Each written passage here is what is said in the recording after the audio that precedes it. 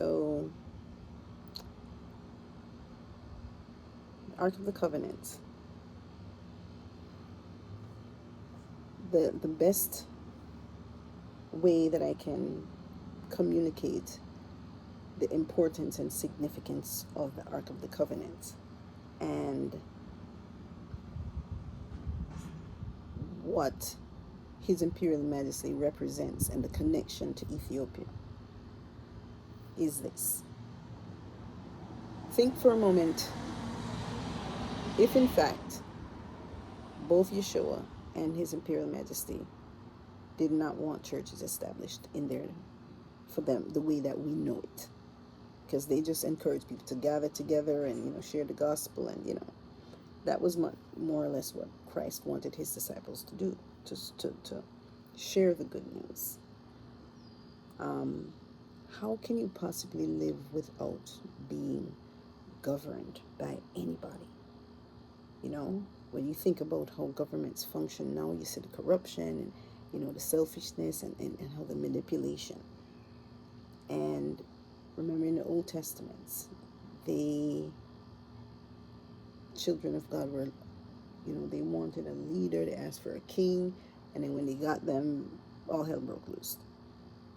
It's a priest that, or someone with the Spirit of God that can lead people in a way that you will not see their suffering. Only a man of God filled with the wisdom of the Creator can truly govern over God's people justly and righteously. That was what King Solomon represented, and that was why he was so wealthy. The leaders of today enrich themselves and watch the people in their own countries go hungry.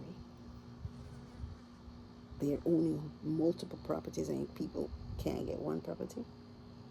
So how can you live without being under the control of a dictator, whether it's social democracy, republic, or any governance, but for us to live harmoniously together? Ultimately, that's how the people were living in Jamaica before the colonizers came all over the world.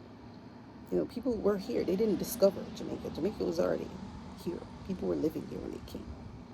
They were living in their own way, not according to how the colonialists were living. So how can people live harmoniously without being governed? That would take us to the Ark of the Covenant. I call it the Art of the Covenant, covenant meaning relationship, an agreement.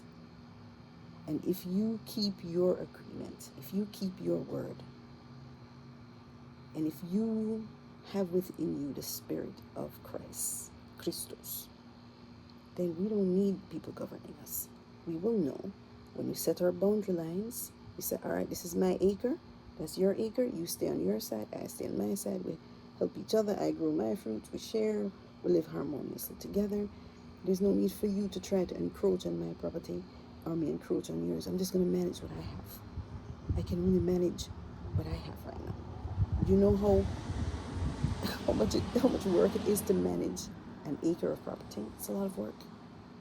So why do people want to own property and own people and all these other things to manage their property? But if people keep their word, if you keep your agreement, if you keep your covenant, then we're going to have harmony and we can live harmoniously together. God has a covenant with his people. There are certain people that are God's people here, and he has an agreement with them. And if they follow the covenant, the agreement, then all will be well with them.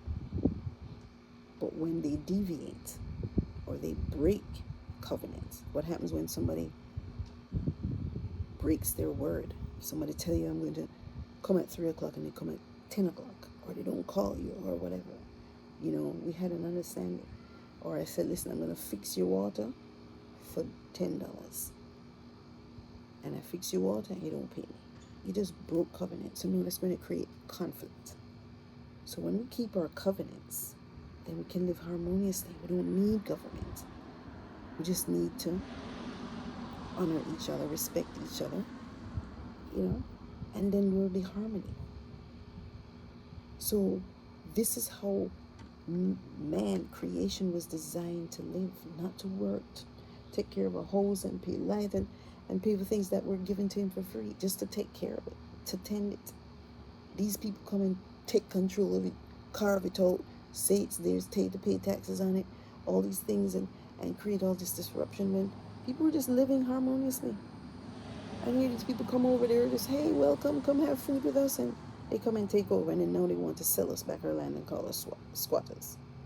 Kick us out, lock us out, the house out. I'm going, really? There isn't enough for everybody? You have to have 15 houses and I have none? I mean, how do we know then that who has the, or what they're now looking for? All these activities we see in the Caribbean, they know the spirit of Christ is going to manifest itself, and likely in Jamaica. So they have all these ships and they're telling you it's a Leviathan and all these other things, blah blah blah, it's Cuba, it's Venezuela. They know in this region is where things are going to jump off, and so they're positioning themselves for that. And all the signs in their minds are pointing to certain things. So they want to take over the land again, and this is why, this whole idea of immigrants coming over is really just positioning,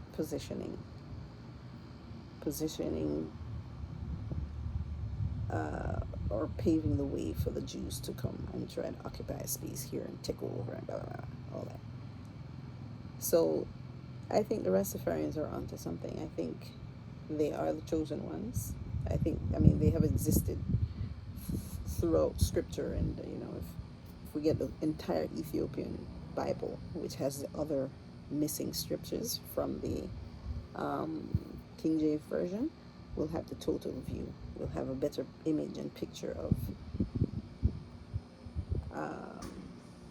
who the Rastafarians are and their role throughout history. It's in those books. So I want to delve deeper into these concepts and thinking, and looking closer at who His Imperial Majesty Emperor Haile Selassie the First was, and Empress Menen, and what significance and role they play. What are we to learn from them, and how can we incorporate lessons that they and examples that they set in our lives. One other point, Rastafarians don't use the word God. They say they took the O out. It's good. It's not God, but it's good. And the other twist to this revelation is that the next time there's an incarnation, it may not be in the form of a man. It may be a feminine. So in the art of war, the strategist knows not to expect the same strategy the second time around, because you've already predicted, you've already knows or think they know what to look for.